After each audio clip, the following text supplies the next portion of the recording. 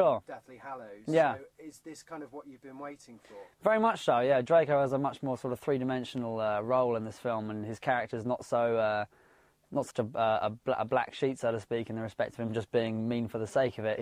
It does go into the depths of why he is how he is, and it certainly you see a lot more of his character come through, which is obviously a lot more fun for me to do and very interesting to watch, I think. I was going to say, because I suppose as you get older, you want a part like that. Where Yeah. you can kind of, it's almost like you can get your teeth into it. Exactly that. We use that expression throughout filming. You know, it's something that you can really get your teeth sunk into, and there's so many vast emotions that differ throughout the film. It's a joy to be able to work on something where it varies so much in one feature. Have you seen Half-Blood Prince? No, I'm generally quite good with myself in the respect of not wanting to watch things back after you've done them.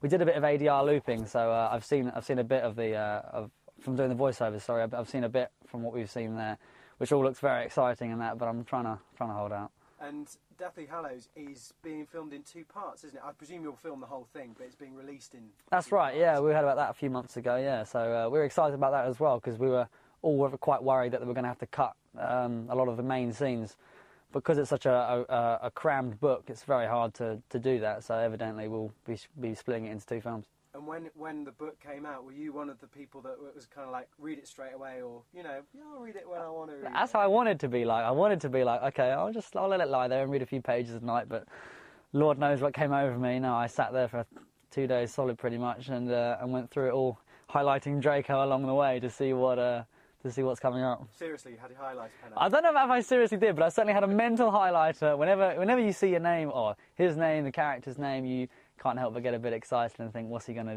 be up to here? Are you getting just a little bit sentimental as the end approaches? Very much so. I mean, we were already talking about it throughout the last feature, that obviously the next year it will be... but we've been doing this since... I've been here since I was 12, 21 now, that's 9. It will be a decade of my life, and probably sort of the best decade of your life in regards to it being between the ages of 14 and sort of 22. So naturally, I mean, I don't even want to think about it. I'll get teary at the thought, but it will be a very sad day when it's all over. There's going to be a hell of a party, isn't there? We like to think so, yeah, we like to think so. We'll tear the roof off that night. Do you think that, well, I heard or I read that you're in, you've done like a little project on the side, is it called The Disappeared? Yeah, sure. That was a film we shot before The Half-Blood Prince, a Johnny Kevorkian film. This is one of his first feature films and directed.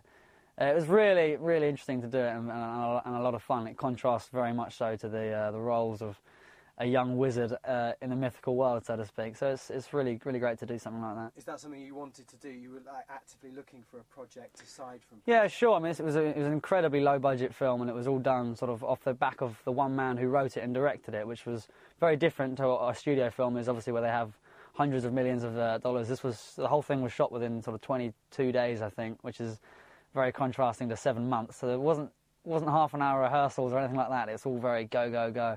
You've got 2 takes, get it right, and if not, then that's how it's going to be left. So it's great fun to do that as well. Cool. News to me today is that you actually are a bit of a musician. And is it the Felt Waves? Is that your... No, I mean... Is that completely false? No, it's half there. I mean, 6 months ago, my friend moved... more like a year ago now, sorry. My friend moved to Spain. And I do play the guitar a lot and sort of write the odd song and so forth. And she was always very keen to hear more songs. And the easiest way that I thought to do it was to put them on YouTube under the name of Felt Beats and think that would be the end of it. But obviously, names catch faces and so forth, and it's sort of grown from popularity there. And